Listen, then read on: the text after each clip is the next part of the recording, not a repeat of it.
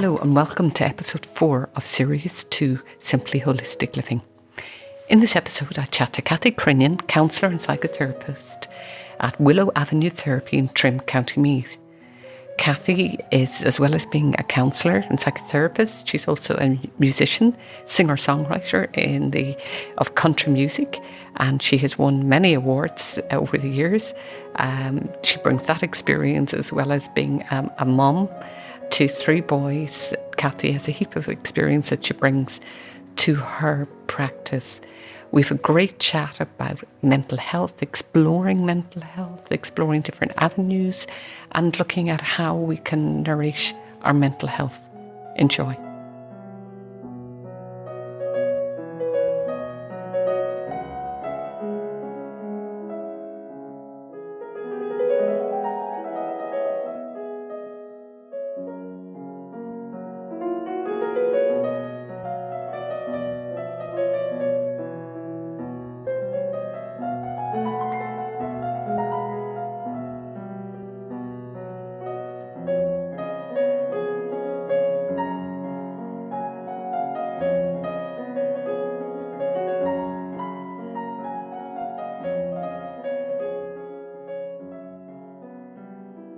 So Kathy, you're very welcome to the podcast, Simply Holistic Living. Delighted to have you. Thank you very much for having me. Delighted to be here.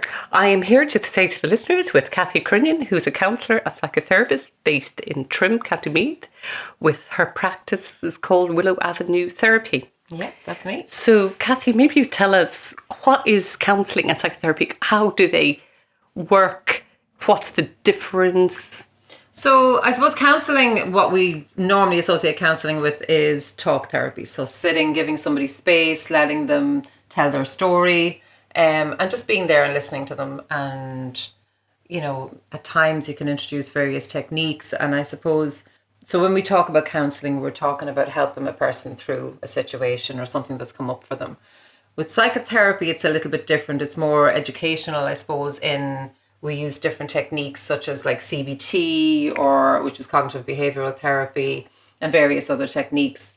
Personally, I'm a psychodynamic therapist, which means I will sort of go back into the childhood and kind of see what's come up for people in childhood, like relationships with parents relationships with each other, maybe schooling, all that kind of stuff can have an impact on people's mental health and how they are in today's world. So if you had a particularly negative relationship with a parent, let's say, that's obviously going to show up somewhere in your life. It could show up with your own relationships with maybe a partner or with your children.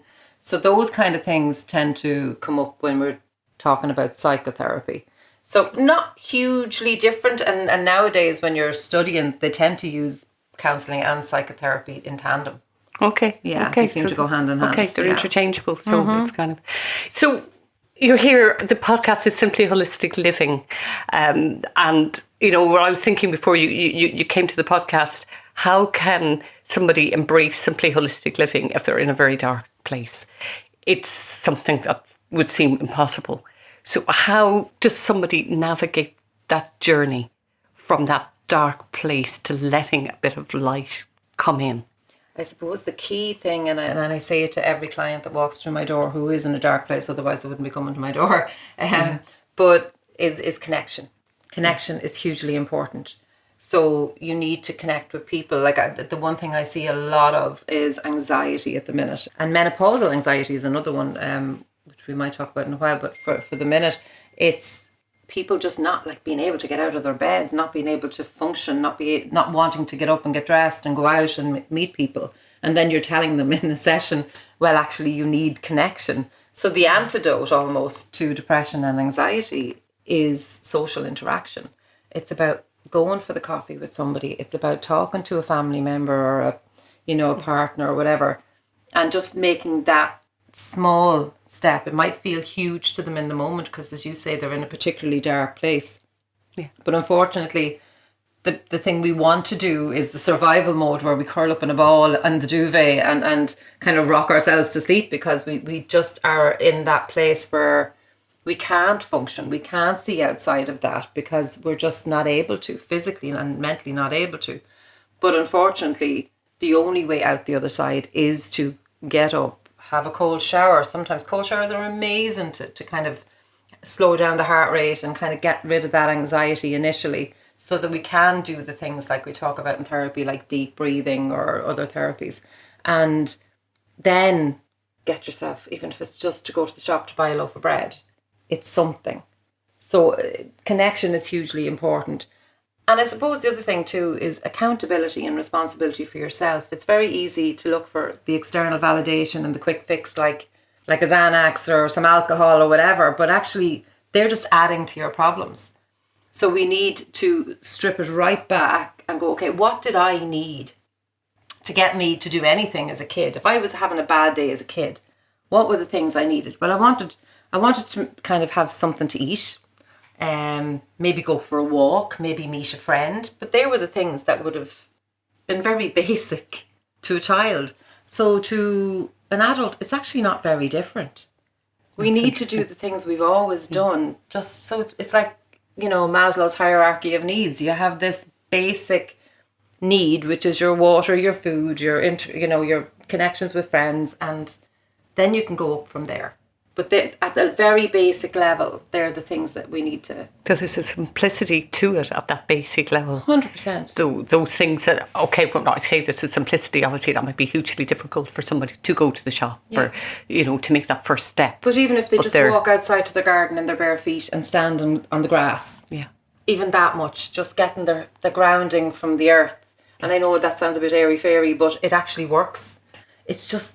even that simple. So even if you're still in your bloody pajamas, go out there and stand on the grass. I don't care if it's raining or if it's snowing, just stand out there.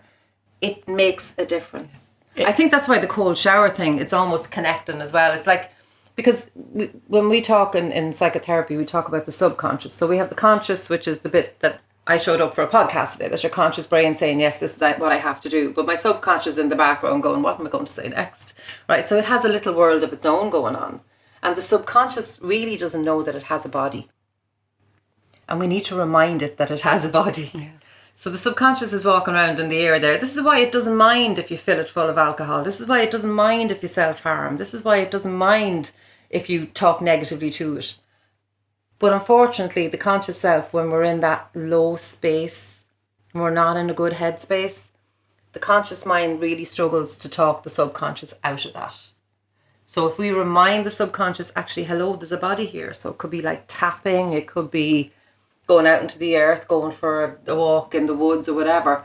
But reminding the subconscious that we have a body tends to help. Okay, so that's kind of... So we need, so that holistic approach that you talk about is body and mind. Yeah. They need to work in tandem. Because when we're all up in our heads, we need to come back into our bodies. And vice versa. Yeah, I know it's something I've often done. I'm on a low day, kick off the shoes and go out to the field and, in the bare feet. Yeah, exactly. And it does, that does connect, that does something. Yeah. So that's what you're just reminding the subconscious is a great thing. It's where your imagination is. It's where your dreams are. It's where you come up with ideas. Yeah. But it also has 9,000 plus thoughts a day of negativity. Yeah. So we have to remind it that there's other good stuff goes on here, Yeah. And how, I'm just thinking of women who have hormonal issues, we were talking earlier, the menopause. How do you manage that? I think menopause is the one thing, Julianne, that I've found that is the hardest one to navigate. And I'm speaking not just from professional experience, but also personal experience. There's so many changes. There's so many symptoms. It's ridiculous. Like it's 2 arms length of symptoms. And I think the biggest one that people don't recognise is the anxiety and depression that comes with hormonal imbalances, and menopause particularly.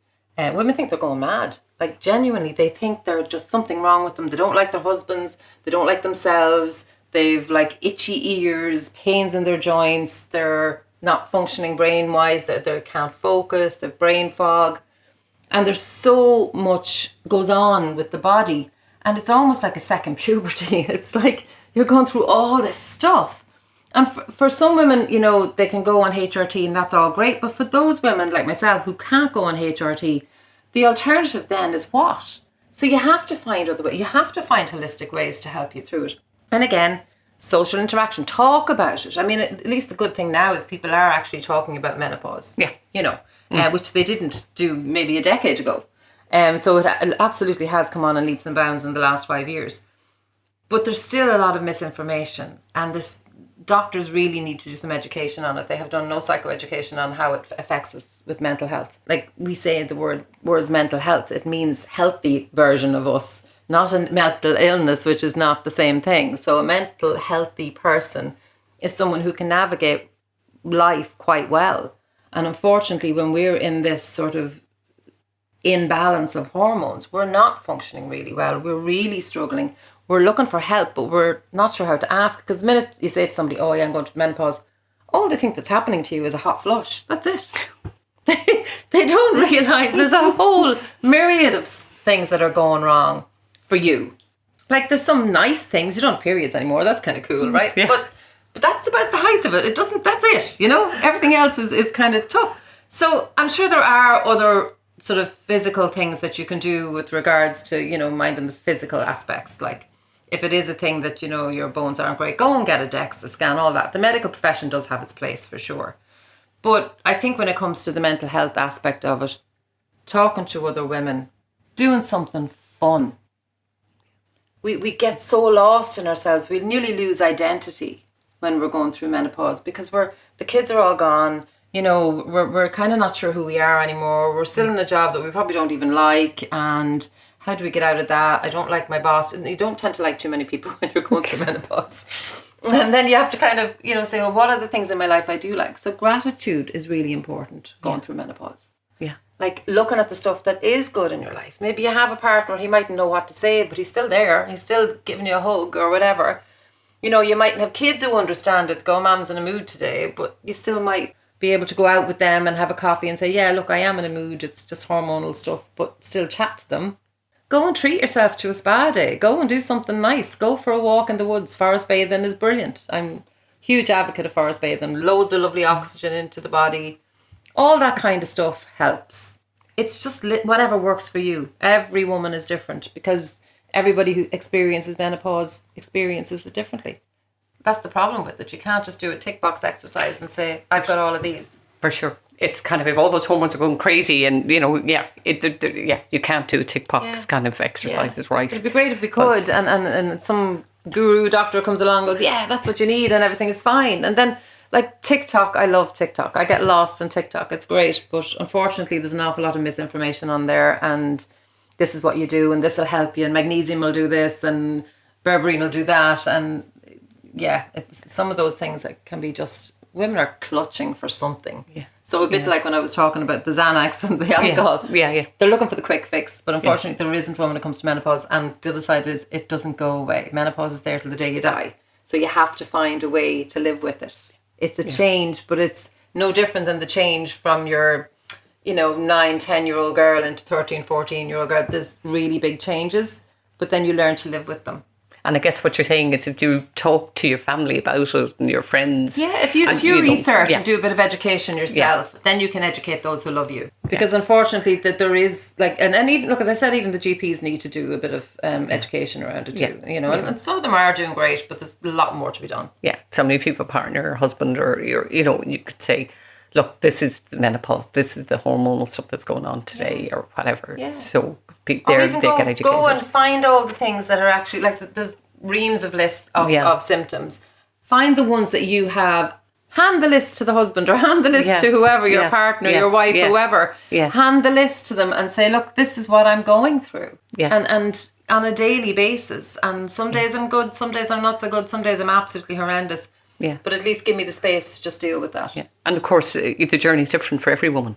It's not like a list of symptoms and that's the menopause. Yeah. That's what I'm saying. So find your list. Find your list. Yes, okay. The one that you're going through. Because you may not have them. Or you may not have any bone issues. You may not have any hot flushes. I mean, my hot flushes lasted a year. That was it. Yeah. So I had all the arthritic symptoms and all. And I had anxiety too. But luckily I knew how to deal with that. Yeah. But there's lots of other symptoms. Itchy ears is one nobody talks about. Itchy ears. I is have a had symptom. itchy ears. I mean, yeah. Really? Okay. Yeah. There you go. So now you know what it is. So yeah. lack of estrogen causes itchy ears and dry ears. Yeah. Okay. Yeah. So it is interesting. So go off and get educated for somebody who's listening to Educate this. yourself first. Yeah. That's the key. Yeah. You know, Yeah. we presume menopause is like, as I said, it's just the hot flashes or whatever. Yeah. But actually, it's a lot more than that. Yeah. Yeah. Yeah. And maybe go and get blood tests and find out, where your levels are. And if you can go on HRT, there's really good ones out there now that are not such a high risk, for breast cancer, etc., like that. But chat to your GP. Yeah. Educate yourself. Yeah. Very important. And may also having a good counsellor as well that you can maybe just touch base with and have somebody there. So many women are coming in and they're coming in they're presenting with anxiety and depression. Yeah. And when we start talking about it, we realise actually, no, these are just your hormones out of whack. Yeah. And that's the manifestation of it. Yeah. So it's almost like they go, really? Is that what it is? Like I'm not clinically depressed, or I haven't got generalised anxiety. This is actually something to do with physical stuff, hormones just depleting. And you see young girls when they're coming up to their period. The hormones are all over the place. And you have to remember back. Yeah, it's kind of, and I remember that relief myself of getting educated around the menopause and, looking at everything and going, oh my God, okay, this is what it is. Yeah. This is, But there's some comfort in knowing that it's something that you are, like, not losing your mind is what people tell me all the time. I feel like I'm losing my mind. That's what they come in and tell me. Yeah. I don't like my husband anymore. I don't want to do anything. I just want to sit and watch Netflix. Like, your body is telling you to just relax. You'll have good days, and on good days you do the stuff that you want to do, and on the days you don't, maybe it is a day to sit down and watch Netflix. That's okay. It's about giving yourself permission. You need to give yourself permission. If you're having a bad day, just, tell everybody around you, look, today's not a good day for me. I just need a couple of hours to myself. Yeah. And that's okay. Yeah. And knowledge is power, really. So it's always. Yeah. Having a coach, counsellor as well there, I think in the background is really good. Yeah. Because you can touch base with that person. They're outside the family. Exactly. And it's somebody that doesn't have sort of any judgment or opinion on what's going on around you. So if you're sitting there and you're venting about the hubby for the whole session, that's fine. Because I don't know your hubby. So it's cool. I mean, back in the day, they probably locked women away into psychiatric hospitals. So, we have come a long way from there. If there is anyone listening to this that's going through menopause and is at that early stage, hopefully that those kind of insights and tips of getting educated. And it's okay. You're not losing it. You're just going through changes in your body, and your body's just reacting to it. Yeah, yeah. I'm curious, moving on from menopause, do you get many men coming into you? Is there a difference between the male and the female? So I don't know whether it's just me, but I seem to get a lot of male clients. Okay. It seems to be much more so post-COVID. Okay. So I think for men, COVID was a bit of it depended on the men, I suppose. But I found for a lot of men who couldn't go out and meet their friends in the local and have the chats, they miss that. They miss that because that's probably the only connection. Whereas women would tend to kind of tip in next door and still tipped in next door through COVID, or would have a sister they could talk to on the phone or a mum they could talk to. Whereas guys wouldn't do that naturally anyway. And I think when COVID happened, it stripped the little bit of communication that they did have with each other, whether it was going to work or, as I say, going down to the local and having a pint with some lad at the bar and having a chat. Yeah. And that was taken from them. And then it became harder and harder for them to go back out then when sort of everything with COVID started being stripped back, when, you could go back out. I think there was a lot of damage done. Now look at through all generations, whether it be male, female, 80-year-olds, 10-year-olds, everybody seemed affected. But particularly men that I see, and it's always anxiety. They come in with social anxiety, a lot of social anxiety. Mm-hmm. And a lot of identity stuff, like not knowing where they fit in anymore, into the family or into their surroundings. And it's good that they're talking, though. I mean, that's great. The fact that they're coming in, something has shifted. A guy rings me up and says, look, I need to talk to somebody. And they will talk. It takes a little bit. The first session is always, a little bit harder maybe for them to open up. I do an intake in the first one, so it tends to elicit stuff anyway naturally. So you tend to find out a lot about them. And then it's not usually like women tend to come in with lots of relationship stuff. Okay. And men come in lonely. Yeah, interesting. Even if they're in a relationship, they're still coming in lonely. Yeah. I asked the question because I just am thinking of a couple of men that I know, and that post-COVID thing that happened, and the difficulty in talking about things, and that space that men can often be in. And I think it's easy for them, or they feel like it's easier to talk to a stranger, which is maybe why going to the bar and talking to some lad at the bar is easy for them. Like this whole cliche about the barman being like the sort of the counsellor to the guys. Yeah. But actually, that's what they're used to. Yeah. They're used to talking to, not completely a stranger, but just some guy behind the bar is easier to talk to than maybe their partner or a mate. Yeah. And I think there's something in that then when they come into the therapy session and they just kind of start talking because they don't know who I am. I know nothing about them. There's no judgment. There's no biases. They don't have someone saying, get over yourself. None of that goes on. It's all very much holding space for them. And they do get to talk. They do get to say what they want to say, and it does come out. And a lot of it is just they feel misunderstood. Okay. So it's just that opportunity in that space. Yeah. To talk to somebody that's in the counselling. Mm-hmm. Yeah, I'm very conscious of that in men in Ireland. There's the men's sheds, but not every man fits into a men's shed. Exactly. It's, so somehow creating that space and culture where we can talk about mental health and issues and difficulties and being in the dark places. Yeah. And men go to particularly dark places in my experience. Yeah. So when they get to their lowest point, they don't tend to see ways out where women do. So I think that women talk to each other. And we've always done that as women. We're always good at kind of opening up. We don't just have, the weather's grand. Yeah. What are you doing this weekend? We tend to have deeper conversations. Yeah. And I think that's where men's sheds absolutely comes in. Because when men are not actually looking at each other, when they're doing a job, they will talk. Yes. It's a bit like, with a teenager and you're in the car. Yeah. They'll talk more in the car because there's no eye contact. Yeah. Whereas women are happy with the eye contact. They're comfortable with the eye contact. Yeah. So it's amazing how you see the difference. You know? Do you think it's changed in Ireland? Are we getting better at talking about mental health, about difficulties, about putting the hands up and saying, I'm in trouble? I think it's getting better. I think we still have a long way to go. You'll get the initial email saying, I'm not in a good headspace and I think maybe I should go to counselling, but I'm not really sure. Can I do an initial session to see if I'd like it, which is all fine. It's just almost like they're not sure if they really want to, but they know probably at that point there's flipping all else that they can do, like that they're at the point now where they need something else because they've tried whatever it is they've tried, and thankfully private counselling anyway is accessible. Yeah. Whereas unfortunately through the system there's waiting lists as long as your arm, unfortunately. Yeah. Okay. Yeah. But I think for people who are working and who can access private counselling, a lot of them are doing it now that would never have done it before. I see a lot of farmers actually come in. Oh, interesting. But I think that's really healthy because they would have been the ones to close off. Like there was a statistic years ago that the highest suicide rates in Ireland came from the farming community. Now I know that's changed, but there were really high numbers. Yeah. Because it's a lonely work. They're out there all day on their own. Like if you get to a point in your life where you just want to unalive yourself, and that's the only out you can see, like that's as dark as it gets. Yeah.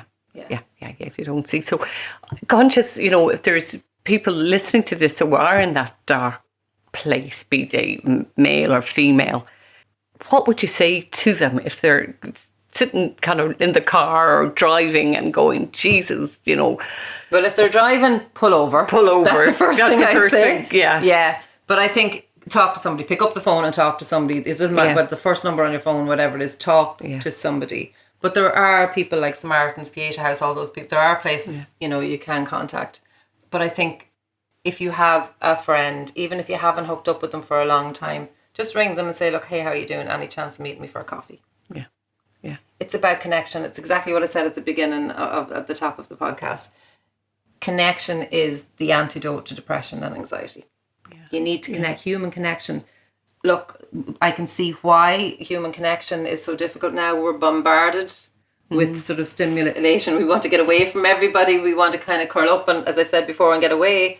because we're accessible now 24/7. Our phones are there on our hips and we can be contacted 24/7. But actually, the first thing people tend to do when they're in that low space is sit in the bed or sit on the couch and go through TikTok or go to, like, they're just scrolling.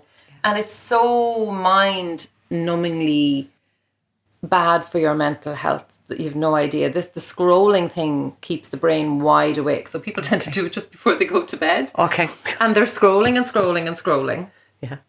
And they don't realise what they're doing is activating the brain. If you sat down and read a book, which is going the opposite directions, left to right, when you're reading a book, it actually relaxes you. So it kind of mimics the sort of the eye movement in REM sleep. Okay. Whereas when you're scrolling top down all the time, you're actually activating the eyes and activating the brain.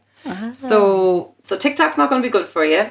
Definitely pull over in the car, ring a friend, get out there and talk to somebody. Anybody, even if it's just a neighbour, somebody cutting the hedge, doesn't matter. Just talk to somebody. You will immediately feel better because they'll start talking, and then you will get out of your own head for a little while. Yeah. You know, and again, back to the body. Do something with your body, whether it's a cold shower, whether it's going for a walk. Go for a walk with somebody would even be better. Cuddle a dog or a cat. Yeah. Yes, actually, I'm reminded of somebody told me when they were in that difficult time in their life, they got a dog, and that just changed everything. Yeah. You know, we were asking them, how did you come from that place to where you are now? They just simply said a dog. Yeah. Because walk the dog, they met people when they were walking the dog. They had to care for the dog. Yeah. They had to think of something other than themselves. Exactly. And it is, and it's not that you should obviously think about yourself, but it's when you are actually responsible for something else or someone else, you do get out of your own mind space and you do have to say, well, hold on now, and purpose. That's the other thing. Okay. Purpose. Yeah. You need a purpose. Yeah. We all need a purpose. Everybody. Even if it's just a little project, you're going maybe to learn how to paint, or, you know, go and do a creative writing course, or you're going to go and learn to play football, or whatever it is, something. Like, it doesn't, you know, you don't have to be like playing for Ireland. You can go and do five-a-side somewhere with a few guys, you know. Yeah. But it's important that you have some purpose. So even if it is a pet, that's the purpose, you know, or just being there for someone else is your purpose. So you could be with a friend who's struggling. You mightn't be the person that's struggling. You could be the person for them. So if you notice somebody's really always smiley and always in good form, they could be the person that needs you the most. Yeah. Yeah. You know? That's because that was my next question is, and I suppose I'm just drawing from people that I've met and know, if you're living with somebody who has difficulties, how you kind of navigate that, somebody maybe who's not recognising that they have mental health issues. Well, the first thing to do is not give them loads of advice. That'd be the very thing I would do. I'd be like, yeah, okay, yeah. They just want to be heard. Yeah. So you just listen. Yeah. You just literally listen. Give them a hug. Tell them you're there for them anytime they need to talk. It's almost like, you know, obviously I'm a parent of 3 sons and now they're all grown up adults now, but they always knew they could talk no matter what, and they'd sit at the end of the bed any godforsaken hour, but they knew they could. Yeah. It was always that they knew that no matter what went on in their lives, they could talk to me. The door was always open. I'm one of those mothers. I never locked my bedroom door in. Okay. Yeah. My eldest is 33. I still leave it partially open. So in 33 years of my life, I have had my bedroom door ajar. Yeah. Because they always knew they could come in. And it's the same for your partner. Just be there. It's very, very, look, we all do it. We all have great opinions, right? We all want to come in there going, I know how to fix that. But actually they don't want to be fixed. Right? And there's nothing broken in the first place. It's always important. This is just a behaviour from something else that's going on underneath. Yeah. So if they're in a bad humour or they're slamming fridge doors or whatever's going on, that's only the tip of the iceberg. There's loads of stuff going on underneath. It could be sadness, it could be grief, it could be whatever. So just hold space for them, sit with them, maybe hold their hand and let them talk. Yeah. Or let them not talk. Just sit there in silence with them. Sometimes that can be enough too. That you are holding that space in the silence. That's it. And of course it could be that automatic human reaction to give all the advice, you know, kind of. And we all do it at times. We do it, yeah, of course we do. But if you can just sometimes when you see they're going through something particularly difficult, you just say, look, talk to me. And then you shut up and let them do it. Yeah. That's the trick. Yeah, it is, yeah. Yeah, I mean, there were the kind of things, when you were coming here to join me on the podcast, looking at our own, how we navigate mental health ourselves individually, and then we're living with somebody as well, and looking at where mental health has come to in this country, that we can talk about it. It certainly has to progress further. It does, but I think we're doing really well, and I think there is a lot of awareness out there. There are a lot more counsellors and psychotherapists out there than there ever were. Yeah. A lot more courses offering them as well. But also, I suppose the key part is that people are actually ringing up and looking for appointments. Yeah, it's kind of, and I know your background is in the music. You're a singer-songwriter as well as my other guys. Your other guys, a counsellor and psychotherapist. So my next question is there a role in that for people with their mental health issues, looking at kind of that creativity? You're obviously hugely creative. Yeah, I suppose there are. Like, one of the things I actually do in sessions is ask people to bring in song lyrics that speak to them. Uh-huh. So I suppose it does come in a little bit there. But it also comes in because I actually suffered from terrible stage fright. Oh, okay. My whole, I've 35 years singing. And I've always suffered from stage fright. You can't talk to me the day of a gig. I'd be just a disaster because I'd be nerves. So I'm able to kind of empathize with people who are struggling with social anxiety and going out there, because it's the same feeling. But there's also an element of excitement attached to that. And there's a very, very, very little difference in the physical manifestations of anxiety and excitement. So sometimes you can trick your brain into thinking that it's excited and not anxious. Oh. So one of the things that I tell, especially younger people, if they're afraid to go into a room with new people or whatever, I said, just stand outside and kind of shake your hands and go, I'm excited, I'm excited, I'm excited. And it changes. The brain automatically thinks, oh, these feelings are excitement. It's not anxiety. Yeah. And it changes. So so that can be helpful. So yes, my singing does come in every now and then, but in kind of in a roundabout way. Yeah, but you draw from it. Yes, of course. It's life experience. Yeah. I think any therapist will tell you they bring life experience to their sessions. Into it, for sure. And that's interesting how you can trick the brain as well. Yeah. That you're, Yeah, absolutely. So it's being Sorry, I'm sitting here with my hands going, I'm excited. I'm jumping up and down on your chair. It's being aware of all these things. If you were to pick, coming to a close, 3 things that you would say to listeners that are navigating that mental health journey, what 3 key things would you pick? Connection is the first one. That's key. Connection is key. Communication, for sure. The second one, get lost in a passion. Get lost, because that's the best mindfulness you can have. So we talk about mindfulness and we think we have to sit there in a Zen-like state and listen to plinky plonky music, but actually sitting, even if it's just colouring in pictures or doing a jigsaw puzzle or playing a guitar or listening to your favourite music, if you get lost in something, then you're meditating. Yeah. And I suppose the third thing is just be kind to yourself. Don't be giving yourself a hard time. Try and change the narrative that's going on in your head. We talk to each other really badly sometimes. If we do something wrong, we go, you're such an idiot. And we don't realise, we wouldn't talk to a friend like that. So talk to yourself like you'd talk to your best friend. That would be the third one.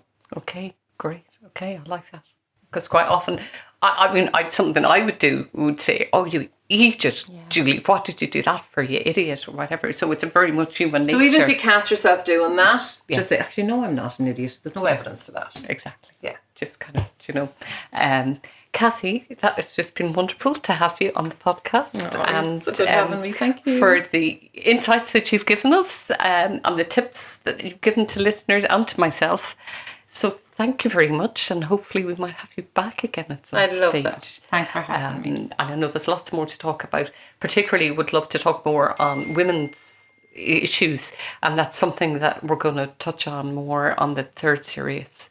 So maybe we'll have you back. Super, anytime. Thank you. Okay. Yeah, I'd love that. Thank you very much, Kathy Crinion. And before we finish, how can people contact you? If there's anybody in the area near, so it's just, you'll find me on willowavenue.com and kathycrinion@gmail.com. Well, what a lovely chat with Kathy. Some of the takeaways from this conversation for me are the importance of connecting with other people, connecting with the community around us, connecting with nature. That Kathy talks about that connection is a real antidote to depression and anxiety. It could be something as simple as having a cup of coffee with a mate. And then I love how she talks about getting lost in a passion that gives us a sense of purpose, and that might be simply going to a men's shed, taking up art, taking up running, football, whatever it is that we really, really can get lost in. And finally, she talks about being kind to ourselves, and of course that's so important. Kathy is currently working on her non-fiction book about her great-great-grandmother, her life journey in a mental health institution in Ireland. So watch out for this book. It's going to be really interesting. Kathy can be contacted at willowavenuetherapy.com.